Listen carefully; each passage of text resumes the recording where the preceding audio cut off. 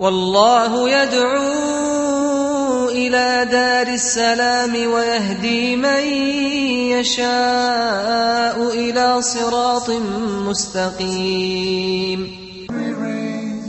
Bismillah, alhamdulillah, and welcome to this episode of Beauties of Islam. I'm Yusuf Estes, and for the next few minutes I'd like to talk to you about one of the biggest of the beauties of Islam that has struck me as being probably the best of answers to the human being.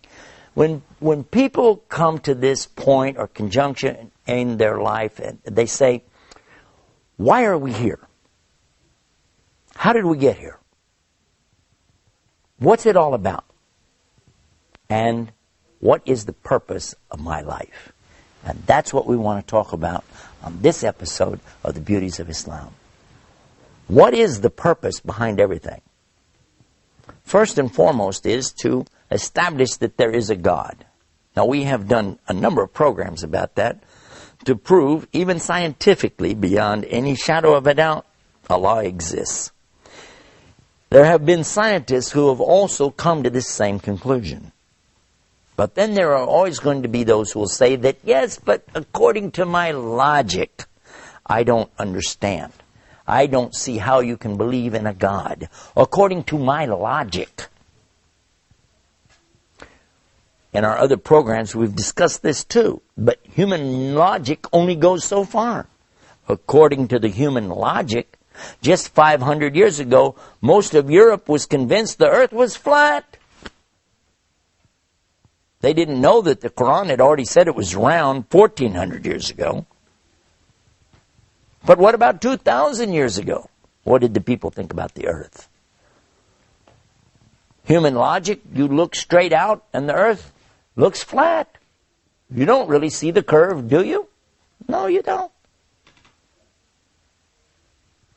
So how far can you go with human logic? And stop and think about this.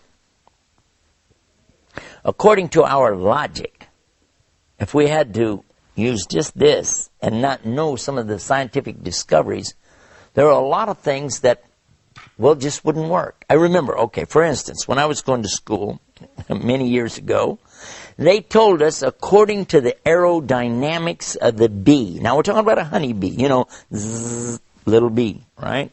Nahl, they call him in Arabic.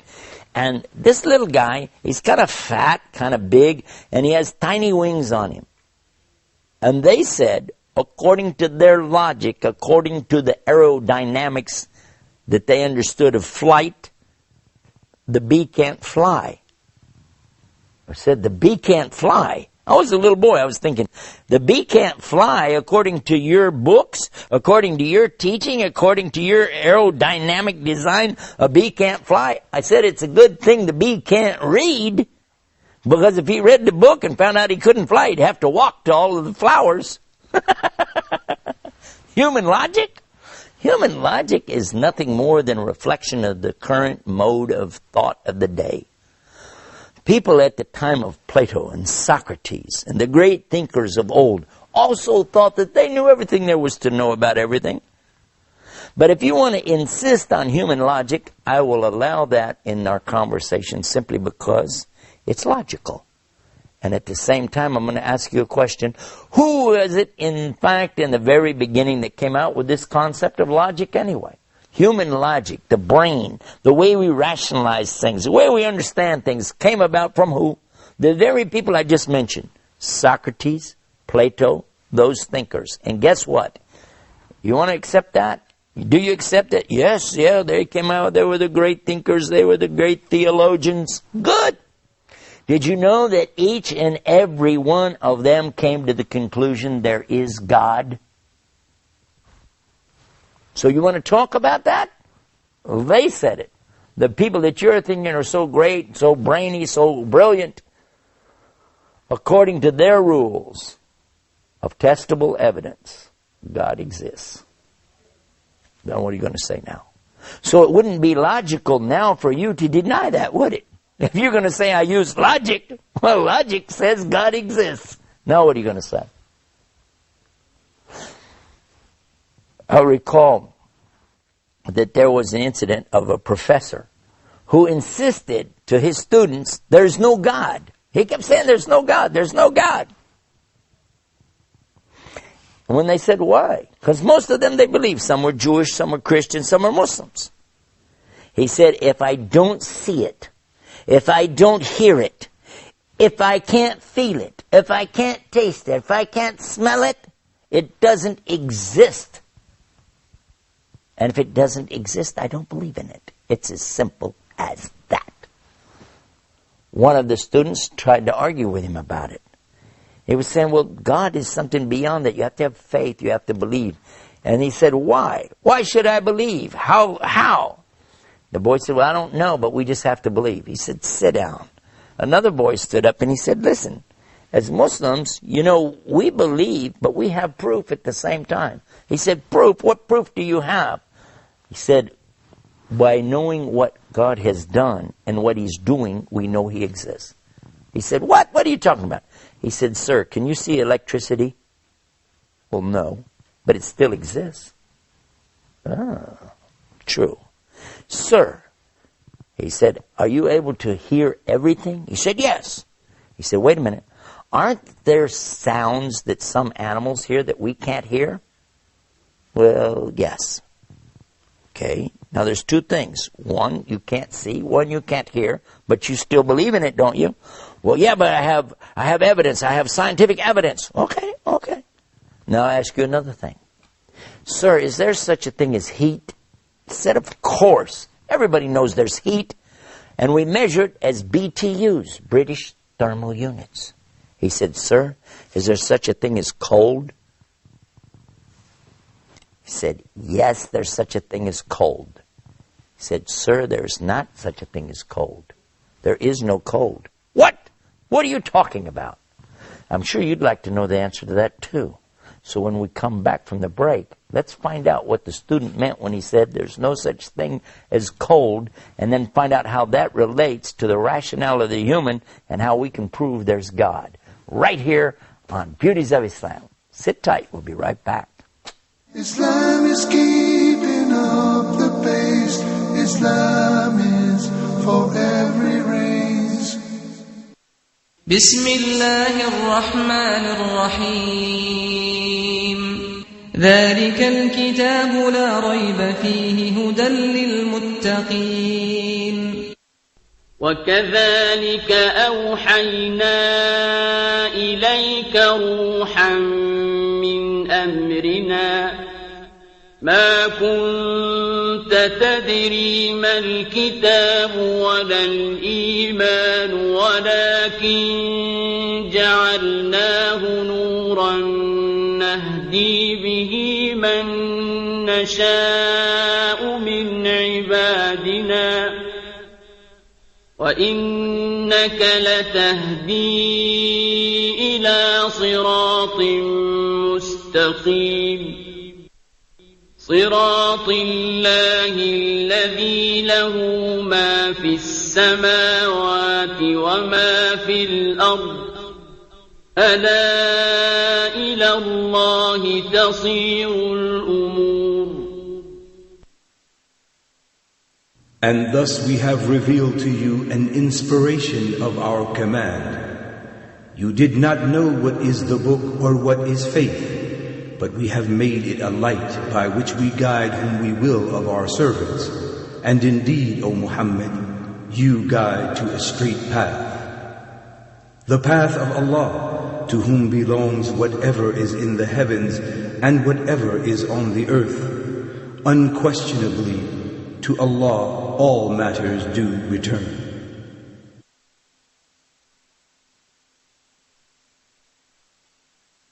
Islam is keeping up the pace. Islam is for every race. Bismillah, alhamdulillah, we're back and you're watching the Beauties of Islam. When we went to the break, I was telling you a story about a professor and some of his students. The students are believers, Christians, Jews, and Muslims, but the professor is an atheist. He doesn't believe anything, and he keeps talking about his rational mind, his logic, his common sense, and he's insisting that there's no God based on all of this. In the discussion, though, one of the Muslim students actually asked him to reconsider some of the things he's saying. Because the professor says, if I don't hear it, I don't see it, I don't smell it, I don't taste it, I don't feel it, I don't imagine it, it doesn't exist. The student asked him, though, what about electricity? Do you see electricity? No. He said, but it exists. Well, yeah, you can see the effects of it. True. And what about sounds that animals hear that we don't hear? They're still there even though you don't hear them. Well, yeah. But then he asked him a question about heat. He said, yes, heat exists. We can feel heat. And he said, what about cold? He said, of course there's cold. He said, hold on. Actually, there's no such thing as cold. What? And that's when the professor started to get really crazy. He said, are you nuts? Of course there's cold. Don't you know what it is to be cold? You go outside and it's cold outside and you... He said, sir, that's a concept that we have of our feelings, of our skin temperature. But in fact, there's no such thing as cold. There is only the existence of heat. Because there's an absolute for cold, 452 degrees Kelvin. And below that, there isn't anything colder. That's absolute. From that, we add to it and go up degree by degree by degree until you get as hot as you want to go. And you can have heat, mega heat, and it can go on and on. But there's no such thing as cold. Heat or the absence of heat. Professor doesn't say a word. Then the student said, sir, is there such a thing as light? He said, are you crazy? Of course there's light. Look around you. How do you see me right now if you don't know about light? He said, you're right, sir. There is light.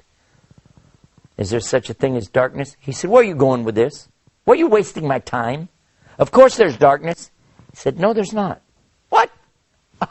If you turn off all the lights and the sun's not up, you're going to be in the dark, yes or no?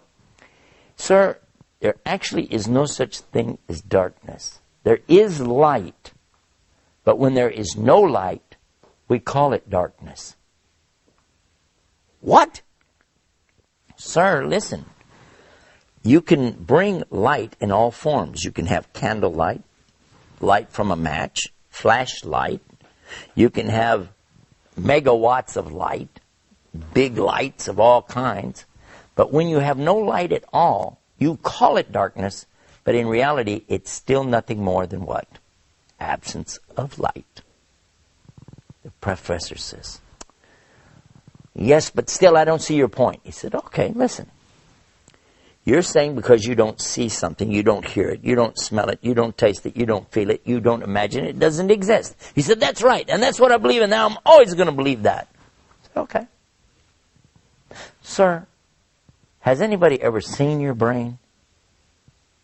Heard your brain? Smelled your brain? Tasted your brain? Or felt your brain? No, of course not. He said, then, sir, according to your own rules of testable evidence, you don't have a brain.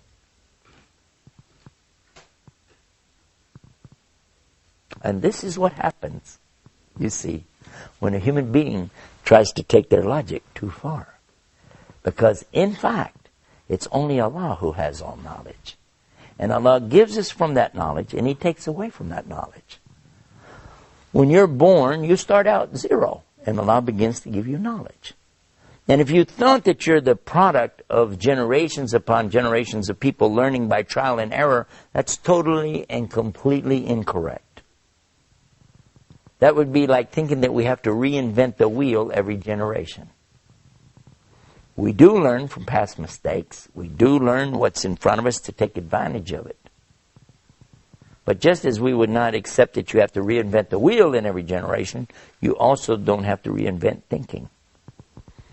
There's so much more about this subject. We've got a website all about this. And on the website, you can watch scientists, 9 different scientists who were exposed to the teachings of Islam. They understood the Quran and then applied these teachings to their own particular disciplines of science. And they each one concluded, just as the great philosophers of logic did centuries ago, there must be a God. And you can see those videos on our website at beautiesofislam.com. Until next time, peace. Peace be upon you. Assalamu alaikum. Islam is peace.